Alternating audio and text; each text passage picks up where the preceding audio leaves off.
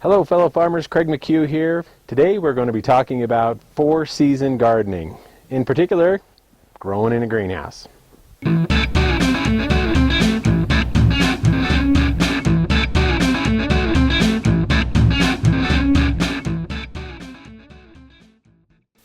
Well, as you can tell by all the white stuff on the ground, we've had a little bit of snow here in Colorado Springs, and it's a little chilly today.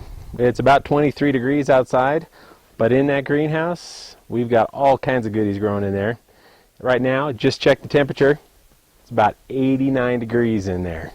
Man, it's like a tropical vacation today.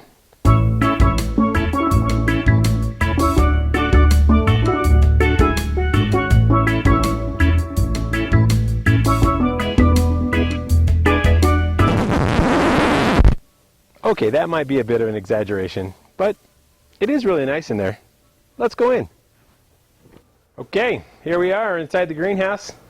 We have all kinds of stuff going in here, and actually one of the biggest problems with growing in a greenhouse in the winter is the fact that it is really hot in here. Like, I've got all my winter gear on, so usually when we come in, we peel everything off and hang it up, and then get to work, because before you know it, you'll be sweating. Like I said, it's 89 degrees in here right now.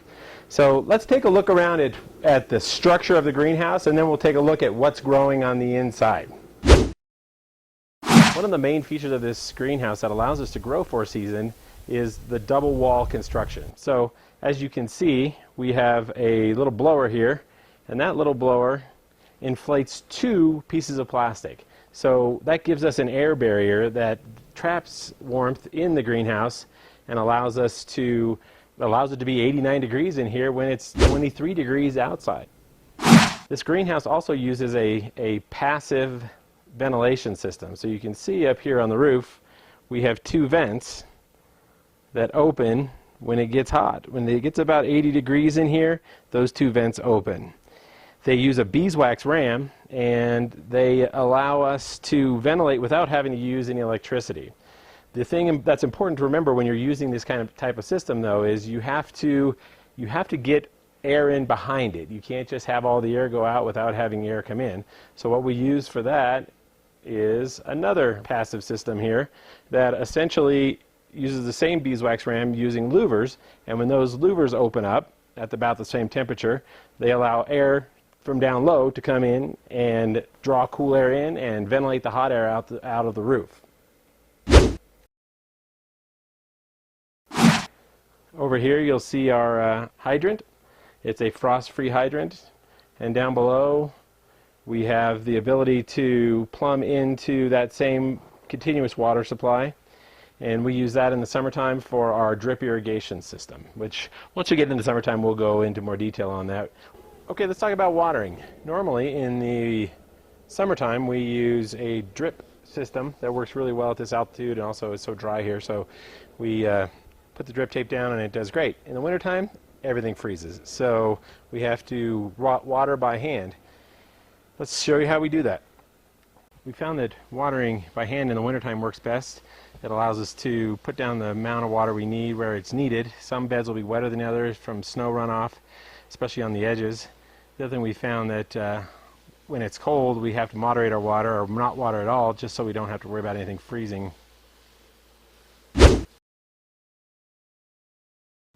Really, one of the most important things we found, if you're going to be successful in growing in a greenhouse four-season, is picking the right crops. We follow a gardener by the name of Eliot Coleman. You can find his books online. He has several. One is the Four-Season Gardener. The other is the Winter Harvest Handbook. And he talks a lot about crops that do well in cold weather. For example, spinach, which you see, and arugula over here. They do great in this cold climate. We have actually come in here in the mornings to harvest, and it will be frozen. You can actually just snap it. It'll come right off. As soon as the sun comes out, they warm up and off they go again. All those things come together to make Colorado a great environment for growing. Even though it's 23 degrees outside, we've got sunlight all day long here, which makes it nice and warm in here. So when you're planning for a winter hardy greenhouse or a four-season greenhouse, you're going to want vegetables such as spinach, arugula, kale, mace, radishes, carrots. Those all do really well in this climate. They can get frozen and they'll come right back and continue to grow.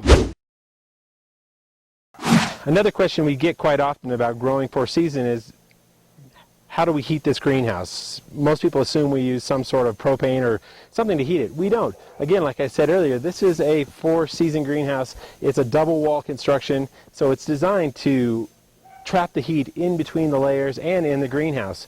So you really don't need to heat. That may vary depending on where you're at. If you have a lot of cloud cover, you may have to heat, but that is also going to significantly increase the amount of money that you have to spend in order to take your product to market.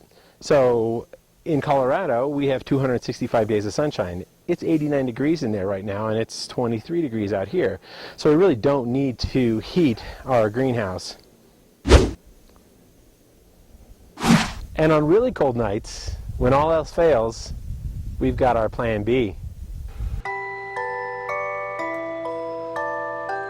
You're going to be so snuggly warm tonight with this new scarf that I made you. Thank you for tuning in. Check back next week. We'll have more videos for you. And if you like what you see, hit the subscribe button or like our videos. We'd appreciate that. Now let's get to some real winter fun.